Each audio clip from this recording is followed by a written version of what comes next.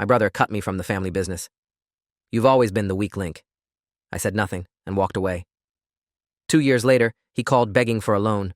My company was now worth 10 times his. The call came at 6:23 on a Thursday morning. I was standing in my corner office on the 34th floor of the Thornton Building in downtown Seattle, watching the sun rise over Puget Sound, when my assistant knocked twice and opened the door. She had that look on her face, the one she gets when something unexpected has broken through the carefully constructed walls I've built around my schedule. "There's a Kevin Mercer on line 2, she said. "He says he's your brother and that it's urgent." I hadn't heard my brother's voice in 26 months. The last time we spoke, he was standing in our father's old office at Mercer Industrial Supply, telling me I was fired from the company my grandfather built, the company I'd worked at since I was 16 years old, the company that had my name on the building. I remember exactly what he said because I've replayed it in my head roughly 10,000 times since then. "You've always been the weak link, Danny. Dad knew it. Mom knows it. Everyone knows it except you." I picked up the phone, pressed the blinking button for line 2, and said one word. "Kevin." The voice on the other end was nothing like I remembered. Gone was the confidence, the casual superiority, the absolute certainty that he was the chosen one, and I was just furniture. What I heard instead was desperation, raw and unmistakable, the sound of a man who had finally run out of options. "Danny, I need your help," he said. "I'm about to lose everything." I should probably explain how we got here. My name is Daniel Mercer. I'm 38 years old. My grandfather, William Mercer, started Mercer Industrial Supply in 1962 with a single warehouse in Tacoma and a dream of building something that would last for generations. He spent 40 years growing that company into one of the largest industrial supply distributors in the Pacific Northwest, with 14 locations, 230 employees, and annual revenues that peaked at $63 million the year before he died. My father, Richard Mercer, took over in 2004. He was a competent manager, but not a visionary like Grandpa Bill. Under his leadership, the company maintained, but didn't grow. That was fine with him. He played golf 3 days a week, took month-long vacations to Europe, and let the business run itself on momentum. My brother Kevin is 3 years older than me. He has an MBA from the University of Washington, a firm handshake, and the kind of easy charm that makes people want to trust him. He joined the company right out of business school in 2008 and immediately positioned himself as the heir apparent. He played golf with Dad. He went to the same country club. He learned to speak the language of management without ever learning the actual business. I took a different path. I started working at Mercer Industrial when I was 16, sweeping floors in the Tacoma warehouse during summers. By 18, I was driving delivery trucks. By 22, I was managing inventory for our largest location. I didn't get an MBA. I got an education in what actually makes a supply chain work, how to negotiate with vendors, how to keep customers happy, how to spot problems before they became disasters, how to do the unglamorous work that keeps a business alive. For 15 years, Kevin and I coexisted at Mercer Industrial. He handled the executive stuff, the client dinners, the board meetings, the strategic planning sessions that produced glossy reports nobody ever read. I handled operations, which meant I handled everything that actually mattered. I was the one who noticed when our main vendor started slipping on quality. I was the one who renegotiated our shipping contracts and saved the company $400,000 a year. I was the one who stayed until midnight fixing problems while Kevin left at 5 to make his tea time. Our father saw this. I know he did. But Kevin was his favorite, and that was never going to change. They were the same person, really. Two men who believed that success was about appearing successful rather than actually being successful. They liked the corner offices and the company cars and the way people deferred to them at industry conferences. They didn't like the spreadsheets and the vendor calls and the difficult conversations with underperforming employees. That was my job. I was the workhorse. Kevin was the show horse. And for a long time, I accepted that arrangement because I loved the company and I loved my grandfather's legacy, and I believed, foolishly, that blood meant something. Then our father had a stroke. It happened on a Sunday afternoon in October 2022. He was playing golf, naturally, when he collapsed on the 14th hole. The doctor said he was lucky to be alive, but the stroke had done significant damage. He couldn't walk unassisted. His speech was slurred. His cognitive function was impaired. He would never run the company again. The question of succession came up immediately. Our mother, Ellen Mercer, called a family meeting at her house 3 weeks after Dad came home from the hospital. Kevin was there with his wife Melanie, a woman who had never worked a day in her life and had opinions about everything. I was there alone because I'd been divorced for 2 years and hadn't found time to date since then. I was too busy keeping the company running while Kevin spent his days visiting Dad in the rehabilitation center and making sure everyone knew what a devoted son he was. Mom sat us down in the living room and said the words I'd been expecting. "We need to decide what happens with the business." Kevin jumped in immediately. "I've been thinking about this," he said. "I believe we should implement a co-leadership model. Danny handles operations, I handle everything else. Equal titles, equal authority." It sounded reasonable. It sounded fair. I should have known better. "What does equal authority mean exactly?" I asked. "It means we make decisions together," Kevin said. Major decisions go through both of us. We're partners. I looked at my mother. She was nodding, her face carefully neutral. She'd always stayed out of business matters, but I could tell this had been discussed before I arrived. I could tell the outcome had already been decided. Okay, I said. Let's try it. The co-leadership model lasted exactly 4 months. During that time, Kevin systematically undermined every initiative I proposed. He blocked my plan to modernize our inventory system because it was too expensive, even though the ROI projections showed we'd recoup the investment in 18 months.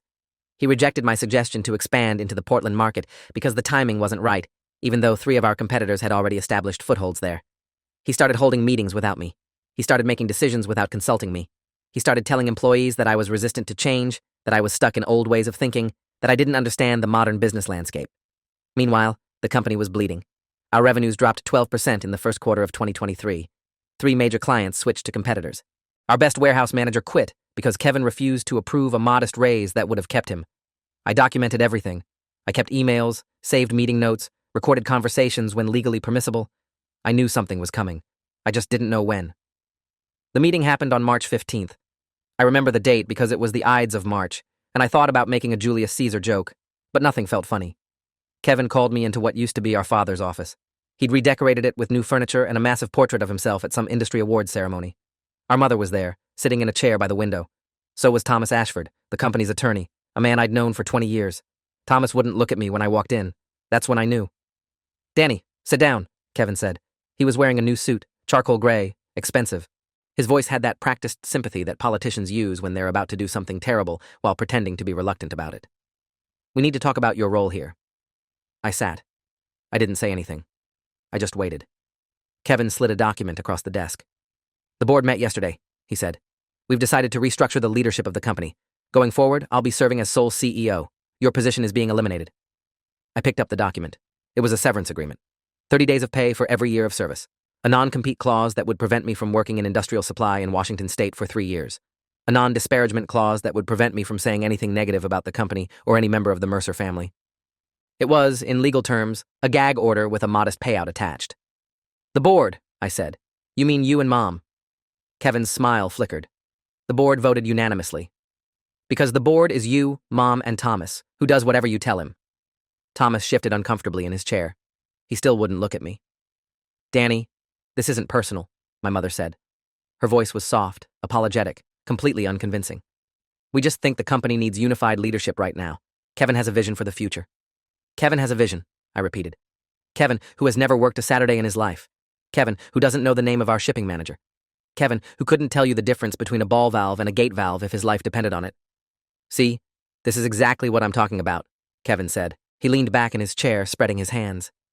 "This attitude, this constant need to prove that you're better than everyone else. It's toxic, Danny. It poisons the culture.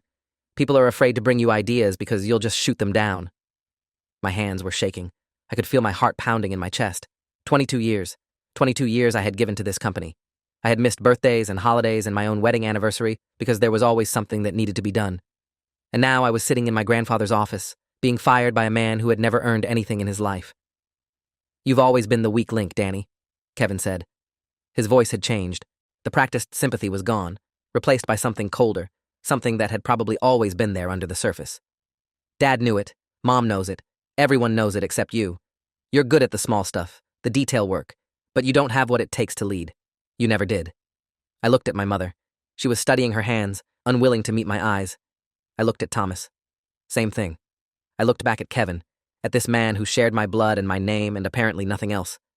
I wanted to rage. I wanted to flip the desk and scream and tell them all exactly what I thought of them.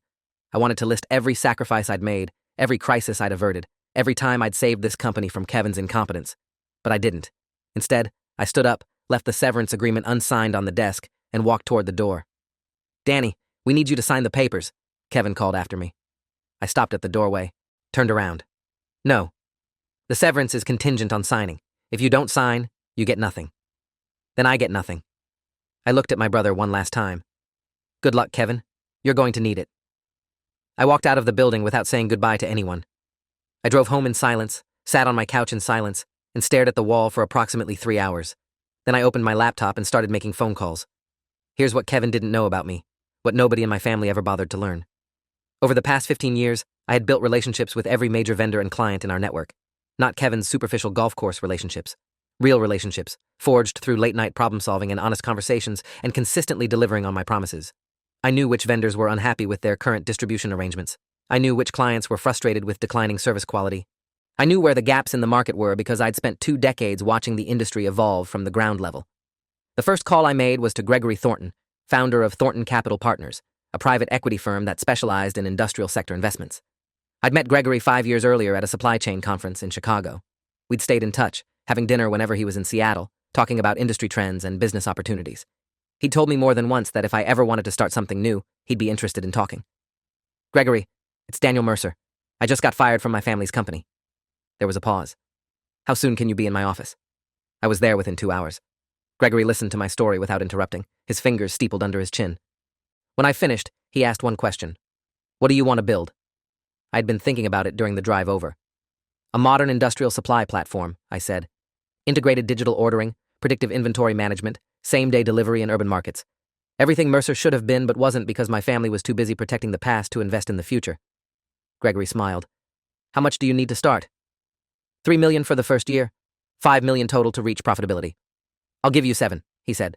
"But I want 40% equity and a board seat." We shook hands. I had a company.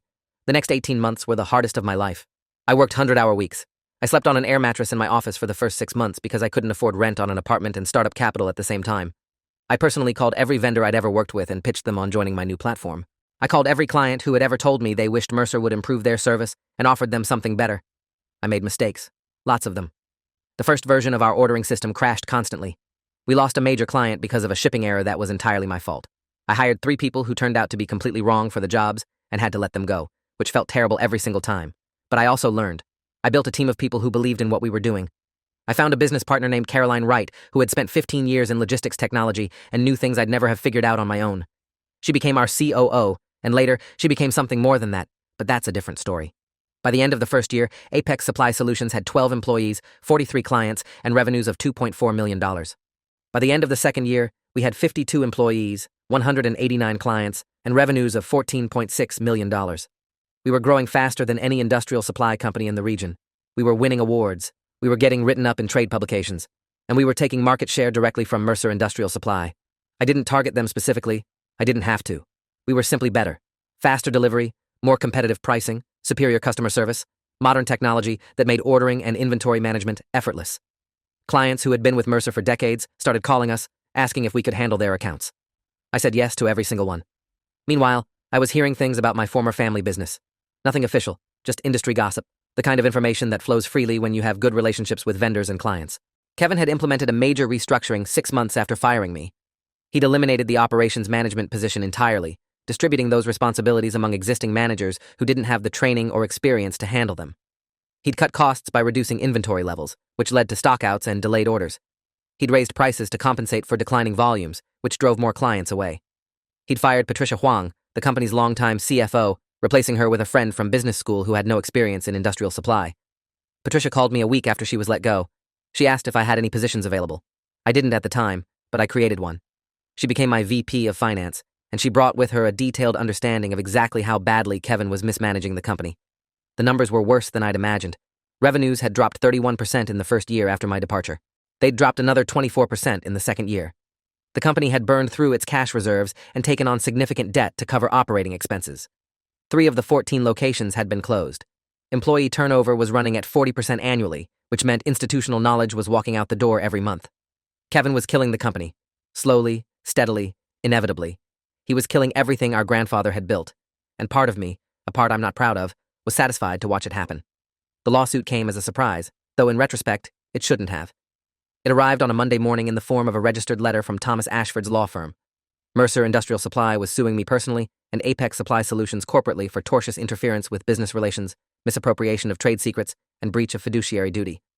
They were seeking $12 million in damages plus injunctive relief that would effectively shut down my company. I read the complaint 3 times. It was, legally speaking, nonsense. I hadn't stolen any trade secrets because I hadn't taken any documents or data when I left. I hadn't tortiously interfered with anything because I'd simply offered better service to clients who were free to choose their suppliers. I hadn't breached any fiduciary duty because they'd fired me without a severance agreement, which meant I had no ongoing obligations to the company. But lawsuits aren't always about winning. Sometimes they're about draining resources, creating uncertainty, scaring off investors and clients. Sometimes they're about revenge dressed up in legal language. I called my attorney, Raymond Ortiz of Ortiz and Associates, a commercial litigation firm with an excellent reputation. Raymond had represented me during my divorce and had done solid work. He reviewed the complaint and laughed, actually laughed, which was reassuring. "This is garbage," he said. "They don't have a case, but they can make this expensive and time-consuming if we let them." "What do you recommend?" "We file a motion to dismiss. We also file a counterclaim for malicious prosecution and abuse of process. We make it clear that this stunt is going to cost them more than it costs us." "Do it." The discovery process in a lawsuit is where the truth comes out. Both sides have to produce documents, answer questions under oath, and submit to depositions. Kevin's attorneys demanded access to our client contracts, our vendor agreements, our internal communications, anything that might support their theory that I had stolen business through illegitimate means. We produced everything. We had nothing to hide. In return, we demanded access to Mercer Industrial's financial records, their client correspondence, their internal communications about my termination. And that's when things got interesting. The emails Kevin's team produced were damning, not for me, but for them. There were messages from Kevin to Thomas Ashford discussing how to structure my termination to minimize any potential claims I might have. There were messages from Kevin to vendors threatening to end relationships if they did business with my new company. There were messages from Kevin to the board, which meant Kevin to our mother, projecting revenues that were wildly optimistic and hiding the true extent of the company's financial deterioration. But the most damaging discovery was something Kevin's attorneys tried to withhold on privilege grounds. A series of emails between Kevin and an outside consultant named Richard Blanchard, a business valuation expert. In those emails, Kevin discussed the possibility of forcing me out of the company as early as 2020, 2 years before it actually happened. He discussed strategies for minimizing my ownership stake. He discussed ways to structure the termination to prevent me from receiving any share of the company's value. "They were planning this for years," Raymond said when he showed me the documents. "Your brother wanted you out long before your father's stroke. He was just waiting for the right opportunity." I wasn't surprised. Not really.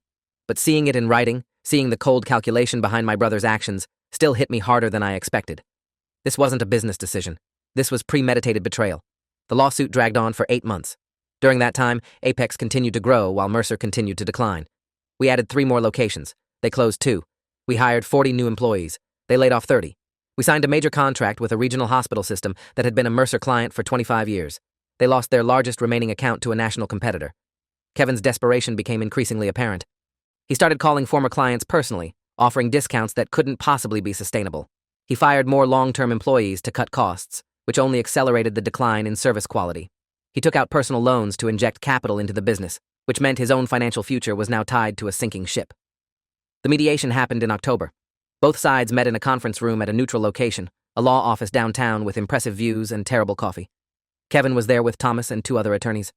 I was there with Raymond and Caroline, who insisted on being present as a show of support.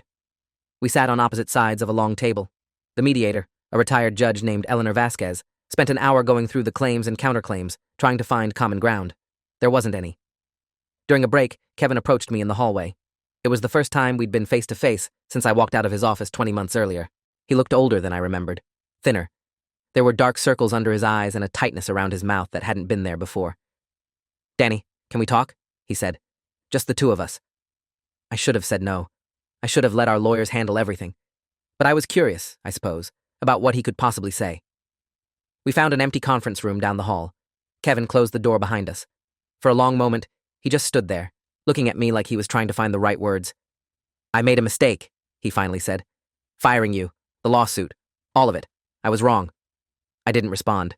I just waited. "The company is in trouble," he continued. "Serious trouble. We're going to miss payroll next month if something doesn't change. I've put everything I have into keeping it alive. My house is mortgaged. My savings are gone. Melanie moved out 3 weeks ago. She said she didn't sign up for this." Still, I said nothing. "I need your help," Kevin said. His voice cracked on the last word. "Please, Danny. I know I don't deserve it. I know what I did to you was unforgivable. But think about Grandpa. Think about what he built. Are you really going to let it die because of what I did?" There it was. The manipulation I'd been expecting. Invoke our grandfather's legacy, make me feel guilty for not saving what Kevin had destroyed. It was so predictable, so perfectly Kevin, that I almost laughed. "Let me make sure I understand," I said. "You pushed me out of the family business. You called me a weak link. You sued me for imaginary crimes. You tried to destroy the company I built. And now you want my help saving the company you ruined." Kevin's face flushed. "I said I was sorry." "No, you said you made a mistake. Those aren't the same thing." I took a step toward him. You want to know what a mistake is, Kevin? A mistake is a calculation error. A mistake is choosing the wrong vendor. A mistake is sending an email to the wrong person. What you did wasn't a mistake. It was a choice. A deliberate, calculated, years in the making choice to take something that didn't belong to you and push out the person who might have stopped you from destroying it. Kevin's eyes were wet. I'd never seen my brother cry, not once in 38 years. What do you want from me? He asked. What would it take? I thought about it. I genuinely thought about it. Not because I was considering helping him, but because I wanted to understand what I actually wanted from this moment. Did I want revenge? I'd already gotten that. Watching his company fail, watching his marriage collapse, watching him stand in front of me begging for help was more revenge than I'd ever imagined. Did I want an apology? His words had been hollow. An apology means nothing when it comes from someone who's asking for something. Did I want my family back? That was the complicated one. Despite everything, part of me still missed having a brother. Part of me still wished things had been different. But you can't go back. You can only go forward. I want you to drop the lawsuit, I said. Obviously. Kevin nodded quickly. Done. I'll call Thomas today. I want a public statement acknowledging that the claims were baseless and that Apex has done nothing wrong. He hesitated, but only for a moment. Okay, I can do that. And I want you to understand something. I looked my brother directly in the eyes. I'm not going to help you save Mercer Industrial. Not because I'm angry, although I am. Not because I want revenge, although watching you fail has been satisfying in ways I'm not proud of. I'm not going to help you because you don't deserve to be saved. You had everything handed to you, Kevin. The company, the title, the respect of our parents, every advantage a person could ask for. And you squandered it because you were too arrogant to listen to anyone who actually knew what they were doing. Kevin's face had gone pale. So you're just going to let it die? Everything Grandpa built? I'm not letting anything die. You killed it. You've been killing it since the day you pushed me out. The only question now is whether you're going to accept responsibility for that or keep trying to blame everyone else. He didn't have an answer. I didn't expect him to. I walked back to the mediation room, told Raymond we were done negotiating, and left the building. The lawsuit was dismissed with prejudice 3 weeks later. Kevin issued a public statement that stopped short of admitting wrongdoing, but acknowledged that the litigation had been counterproductive and that he wished Apex Supply Solutions' continued success. I heard from Patricia that it was the hardest thing he'd ever done, that he'd locked himself in his office for 2 hours after sending it. I didn't feel bad for him. I probably should have, but I didn't. Mercer Industrial Supply filed for bankruptcy protection in February of the following year. Chapter 11 initially, an attempt to restructure and continue operating, but the creditors had lost patience. The clients had moved on. The employees who remained were demoralized and looking for other jobs. By April, it had converted to Chapter 7, complete liquidation. The assets were sold at auction. The warehouses were bought by a competitor. The name, our family name, was purchased by a company that wanted it for brand recognition and nothing else. My mother called me the day the bankruptcy was finalized. It was the first time we'd spoken since my termination. Danny, I need you to know something, she said. Her voice was fragile in a way I'd never heard before. I didn't want to push you out. Kevin convinced me it was the right thing for the company. He said you were holding us back. He said the business would thrive without you. I believed him because I wanted to believe him. I listened. I didn't interrupt. I was wrong, she continued. I failed you as a mother. I chose Kevin's vision over your dedication. I let him convince me that ambition mattered more than competence. And now everything your grandfather built is gone. What do you want me to say, Mom? I don't know. I just needed you to know that I'm sorry. That I see now what I should have seen then. That I love you, and I'm proud of what you've built, even though I have no right to be. I was quiet for a long time. Thank you for saying that, I finally said. I appreciate it, but it doesn't change what happened. I know. I need time. Maybe a lot of time. I'm not sure I can have a relationship with you right now. I understand. She was crying now. I could hear it in her breath. Danny, your grandfather would be so proud of you. I want you to know that. He always said you had his spirit. I should have listened to him. We said goodbye. The phone call from Kevin came 6 months after that, the call I mentioned at the beginning, the one that interrupted my morning while I watched the sunrise over Puget Sound. Danny, I need your help, he said. I'm about to lose everything. I sat down in my chair, looked out the window at the city spreading below me, thought about all the mornings I'd spent in windowless warehouses, solving problems no one else wanted to touch, building something I believed in. Kevin, I'm going to tell you something, and I want you to really hear it, I said. Okay, he said, his voice small. When you fired me, you said I was the weak link. You said Dad knew it, Mom knew it, everyone knew it except me. Do you remember? Silence on the other end. The thing is, Kevin, you were wrong. I wasn't the weak link. I was the only thing holding that company together. And when you cut me out, you didn't make the company stronger. You killed it. You just killed it slowly enough that you could pretend it wasn't your fault. More silence. Then, quietly, I know. Good. Because here's what I want you to understand. I'm not going to give you money. I'm not going to give you a job. I'm not going to rescue you from the consequences of your own choices. But I am going to give you some advice, which is more than you deserve. I leaned back in my chair. Start over. Not from where you are, but from zero. Get a job working for someone else. Learn what it feels like to build something instead of inherit it. Figure out who you are when you don't have a title or a company or a name to hide behind. It's going to be humbling. It's going to be painful. But it's the only way you'll ever become someone worth being. Kevin was crying now. I could hear it.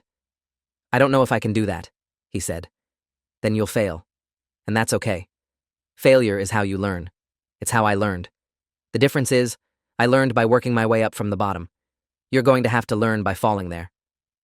There was a long pause. Do you hate me? He asked. I thought about it honestly. No, I said. I don't hate you. I feel sorry for you. You had everything, and you threw it away because you couldn't stand the idea that someone else might be good at something. That's not evil. It's just sad. Will you ever forgive me? Another question that deserved an honest answer. Maybe. Someday. But not today. And probably not tomorrow. Right now, the best thing you can do is stop asking me for things and start figuring out how to live with the person you've become. I hung up. I sat in silence for a while, watching the city wake up, watching the ferries cross the Sound, watching the world continue to turn without any concern for the small dramas of the Mercer family. 3 years later, Apex Supply Solutions was acquired by a national distribution company for $142 million. Gregory Thornton's initial investment returned more than 20 times. My employees all received retention bonuses and equity payouts. Patricia retired to Arizona. Caroline and I got married in a small ceremony on the Oregon coast. I stayed on as a consultant for 18 months, then left to do something new. I'm not sure what yet. Maybe another company. Maybe something completely different. The possibilities feel endless in a way they never did when I was just trying to survive at Mercer Industrial. I heard Kevin got a job at a lumber yard in Spokane. Entry level. Loading trucks, stacking pallets, learning the business from the ground up. Our mother told me, during one of our tentative reconciliation dinners, that he seems different now. Humbler. More present. She said he's dating a woman who works at a nonprofit, and they're talking about getting a place together. I'm not sure how I feel about that. Part of me wants to believe people can change. Part of me remembers the calculation in his eyes when he called me a weak link. I suppose both things can be true. People can change and also be exactly who they've always been. You don't get to choose which version of them you encounter. The last time I saw Kevin was at our father's funeral. Richard Mercer died in his sleep 2 years after his company. Quietly, peacefully, surrounded by family. Kevin and I stood next to each other at the graveside. We didn't speak. We didn't need to. When it was over, he turned to me and said, "I'm sorry, Danny, for everything." I nodded. "I know," I said. And then I walked away. Because some things can't be fixed. Some relationships can't be repaired. Some betrayals leave scars that don't fade no matter how much time passes. But here's what I've learned, and maybe this is the most important thing. The best revenge isn't success, although success helps. The best revenge is becoming someone who doesn't need revenge at all. Someone who has built something meaningful, who has people who love them, who has a life worth living regardless of what anyone else did to them. My brother tried to destroy me. He failed. Not because I fought back, but because I walked away and built something better. He wanted me to be angry, to be bitter, to spend my life trying to prove him wrong. Instead, I just became someone who didn't need his approval anymore. And that, more than any amount of money or any business success, is what winning actually looks like. The weak link turned out to be the one who couldn't see strength when it was right in front of him. I hope Kevin figures that out someday. I hope he finds peace with the choices he made and the person he became. But that's his journey, not mine. Mine led me here. To a corner office with a view of the water. To a company that proved what I always knew. To a life that belongs entirely to me. It's enough. It's more than enough. Thanks for watching till the end. Make sure to subscribe and like to not miss the next story.